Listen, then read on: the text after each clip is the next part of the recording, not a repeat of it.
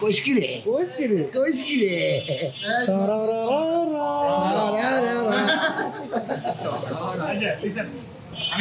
হয়েছিল কি গাড়ি মারিছে রে এরি সেই মানে ডেরেনে তো উঠে নিয়ে আইছে মানে ডেরেন থেকে উঠে যাচ্ছে। হ্যালো এভরিওয়ান, আশা করছি সকলে অনেক অনেক ভালো আছেন, সুস্থ আছেন। তো আজকে যাচ্ছি হচ্ছে রায়ান মোটরসে, একটু কাজ আছে। তো সেটা হচ্ছে কিছুদিন আগে আমাদের এক বন্ধু অর্থাৎ টিম স্টোরি মেকার্স ফ্যামিলির একজন member R15 V3 Indonesian version বাইকটা পারচেস করেছিল। তো যেহেতু রায়ান মোটরস একটা সেকেন্ড হ্যান্ড শোরুম, তো সেখান থেকে একটা সেকেন্ড হ্যান্ড বাইক কেনা হয়েছিল। তো বাইকটা অলমোস্ট 24,000 কিলোমিটার চলেছিল, তারপরেও বাইকটাকে 3,70,000 টাকা দিয়ে পারচেস করেছিল। বাইকটা কিনে আনার পরে কিছু সমস্যা দেখা দিচ্ছিল, অর্থাৎ বাইকটা সেট হচ্ছিল না। আর আমাদের বন্ধু যেহেতু ব্র্যান্ড নিউ বাইক চালিয়ে অভ্যস্ত, তো সেই কারণে ওই বাইকটা তার কাছে সেট হচ্ছিল না বা ভালো লাগতেছিল না। তো এই কারণে বাইকটাকে হচ্ছে চেঞ্জ করতে হবে। তো এর আগেও তাদের কাছে একদিন যাওয়া হয়েছিল, অর্থাৎ রায়ান মোটরসে গিয়েছিলাম। তো সেখান থেকে তারা বলেছিল একটা মাস্টার সার্ভিস করতে, তাহলে বাইকটা ঠিক হয়ে যাবে। একটা রাইডার আগে বাইকটা রাইড করেছে এবং আমাদের বন্ধু যেহেতু পারচেস করেছে বাইকটা, তো বন্ধু হচ্ছে একভাবে রাইড করেছে আর আগে যে রাইডার রাইড করেছে সেও একভাবে রাইড করেছে। তো তারা বলছিল যে এই জন্য হয়তো আপনাদের কাছে সেট হচ্ছে না, আপনারা একটা মাস্টার সার্ভিস করে দেন। এমনকি মাস্টার সার্ভিসটা তারা নিজ থেকে দিয়ে দিতে চেয়েছিল, শুধুমাত্র পার্টসের দামগুলো দিয়ে বাদ বাকি যে সার্ভিসিং কস্টটা আসছে সেই কস্টটা তারা দিয়ে দিবে সেটাই বলেছিল। কিন্তু আমরা একটা সার্ভিস সেন্টারে নিয়ে গিয়েছিলাম, নেওয়ার পরে সেইখান থেকে বাইকটাকে অনেক সমস্যা দেখা দিচ্ছিল। মানে বাইকটা কাজ করতে করতে আর জায়গা বাকি নাই। তো তারপরে আমরা ওইখান থেকে আর মাস্টার সার্ভিসটা করি নাই, বাইকটাকে ওই দিনকে নিয়ে আসার পরে গতকালকে বাইকটা এক্সচেঞ্জ করার কথা ছিল। তো রায়ান মোটরস এর যে ওনার উনি ছিল না, তো যার কারণে গতকালকে বাইকটাকে আমরা চেঞ্জ করতে পারি নাই। তো আজকে যাচ্ছি হচ্ছে বাইকটাকে চেঞ্জ করতে। অলরেডি টিম স্টোরি মেকার্স এর সকল মেম্বার ওখানে চলে গিয়েছে। আমার একটু দেরি হয়েছে কারণ আমার মাইক্রোফোনের যে ব্যাটারিটা কিনতে গিয়েছিলাম। আমারও আর 2-3 মিনিট লাগবে, চলে যাব সেখানে। তো যাওয়ার পরে হচ্ছে বাদ বাকি ভিডিও আপনাদের দেখাচ্ছি। তো চলে আসলাম। ওয়ালাইকুম আসসালাম। ওই যে ওদের সাথে ভাই, ওদের সাথে হ্যালো হ্যালো কইস কি রে কইস কি রে কইস কি রে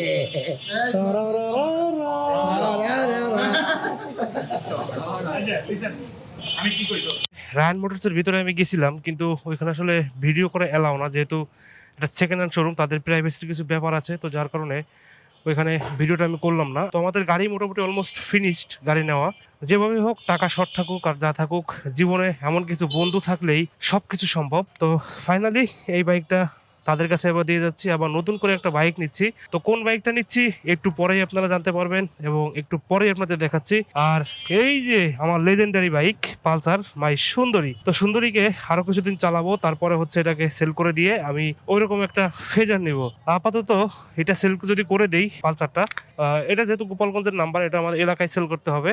আর এটা সেল করার পরে আমি হয়তোবা এইটা চালাবো কিছুদিন, কারণ এটাই মাইলেজ ভালো দেয়। রায়ান মোটরসে হিউজ পরিমাণ বাইকের কালেকশন আছে, আপনারা দেখতেই পাচ্ছেন। MT R15 এর সিরিয়াল, ওই পিছনে হচ্ছে ওইটা। তো R15 এর এই কালারটা জোস, সেটা হচ্ছে R15M। হ্যাঁ, এটা R15M। এটা ইন্দো না ইন্ডিয়ান, ওটা মানে ইন্দোটা। তো যাই হোক, কালারটা জোস লাগে, কিন্তু এই কালারটা আসলে যারা সাপ্রি তারা চালায়, ওটা আমরা চালাবো না। এই কালারটা হচ্ছে সব থেকে জোস। তবে এই বাইকটার কিছু মডিফিকেশন করা আছে, যেমন ডিস্ক চেঞ্জ করা, লুকিং গ্লাস চেঞ্জ করা। এদিকে রায়ান মোটরসে যেহেতু হিউজ পরিমাণ বাইকের কালেকশন আছে, তো রায়ান মোটরসে যাওয়ার পরে আমি যাই নাই, আমি তো পরে গিয়েছি। আমার আগে যে টিম স্টোরি মেকার্স এর সকল মেম্বার গুলো গিয়েছিল, তারা কয়েকটা বাইক দেখে চুজ করেছিল যে কোন বাইকটা নিবে। তো এর ভিতরে আমরা দুটা বাইক চুজ করি, সেটা হচ্ছে R15 V3 ইন্দো এবং R15 V3 ইন্ডিয়ান।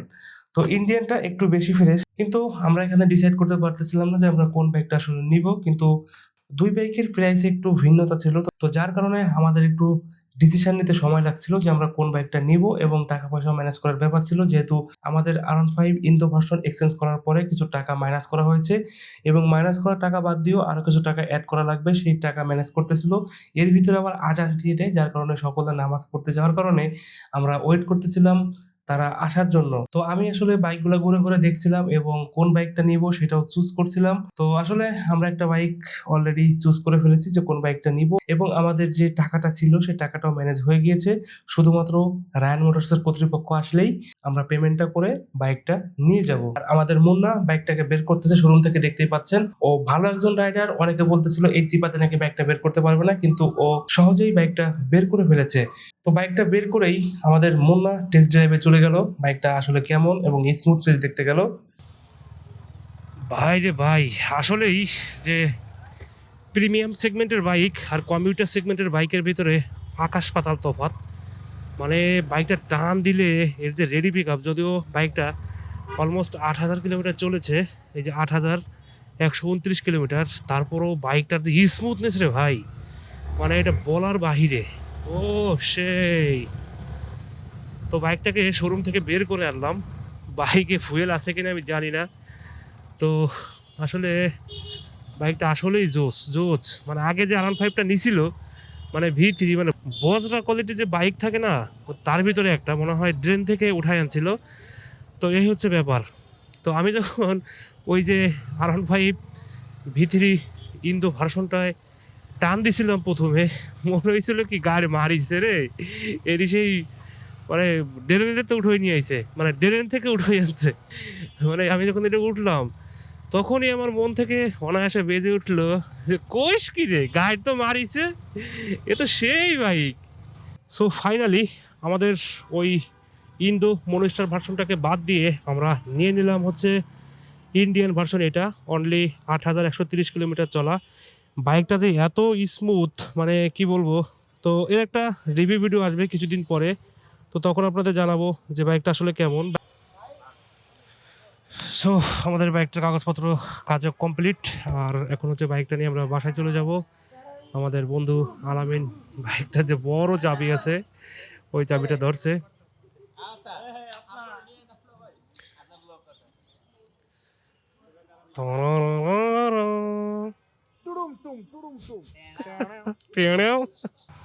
সো আমাদের সম্পূর্ণ কাজবাজ শেষ।